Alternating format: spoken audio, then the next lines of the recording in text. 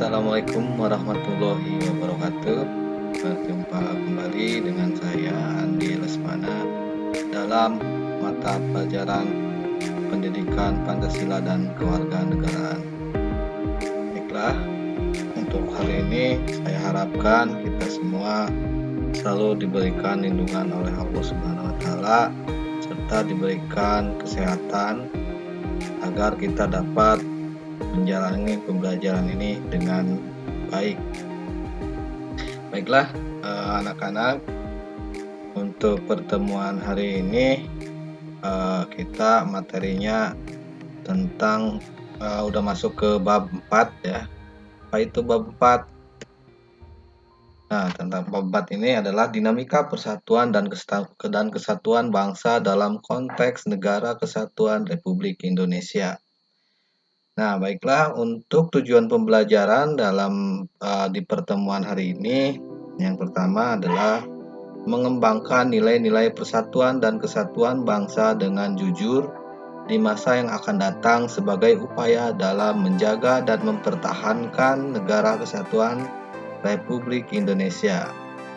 Yang kedua, mempertahankan nilai-nilai persatuan dan kesatuan bangsa di masa yang akan datang sebagai upaya dalam menjaga dan mempertahankan Negara Kesatuan Republik Indonesia. Kemudian selanjutnya mengevaluasi dinamika persatuan dan kesatuan bangsa sebagai upaya menjaga dan mempertahankan Negara Kesatuan Republik Indonesia. Dan yang terakhir, kalian diharapkan untuk dapat mendemonstrasikan hasil evaluasi dinamika persatuan dan kesatuan bangsa sebagai upaya menjaga dan mempertahankan Negara Kesatuan Republik Indonesia.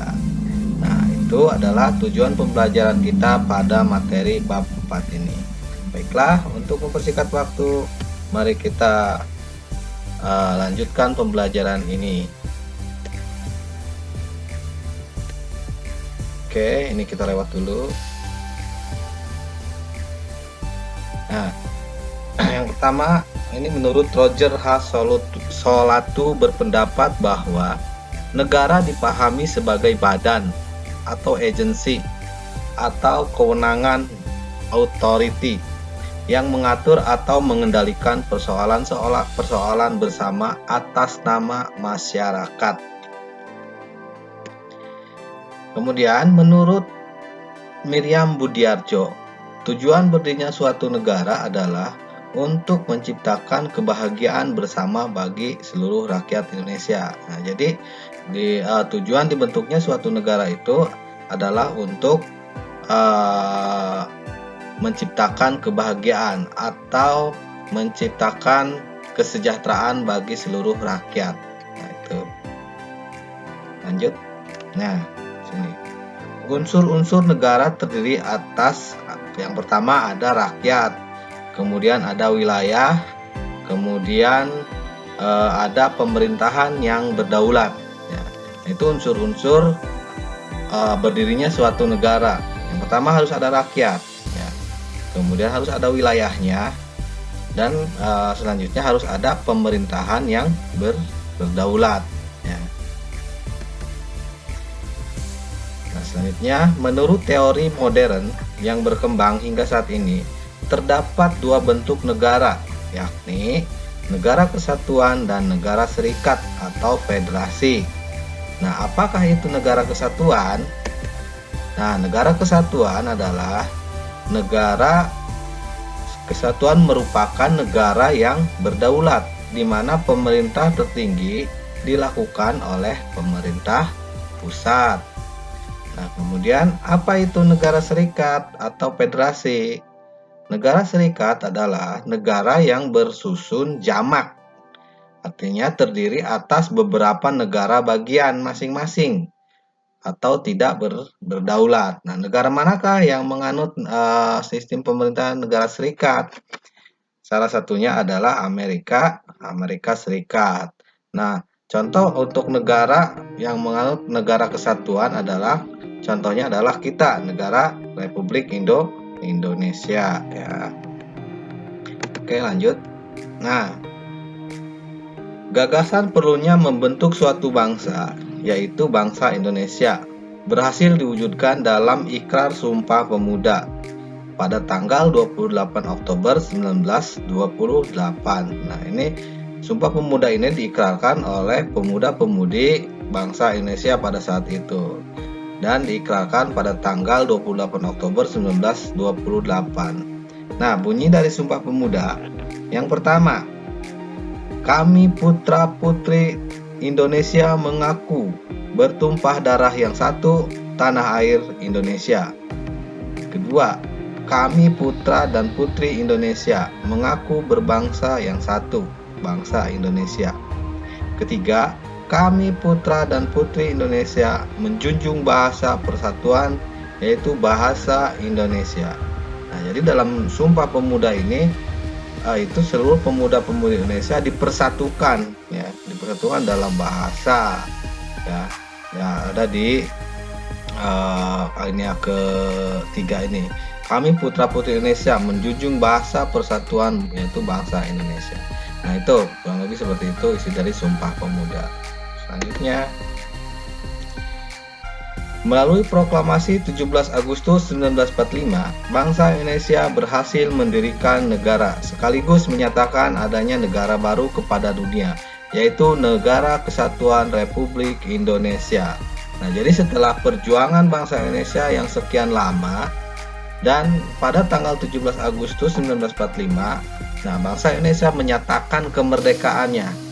Dan bangsa Indonesia mengumumkan kepada seluruh dunia bahwa negara Indonesia telah merdeka dan menjadi negara kesatuan, yaitu Republik Indonesia.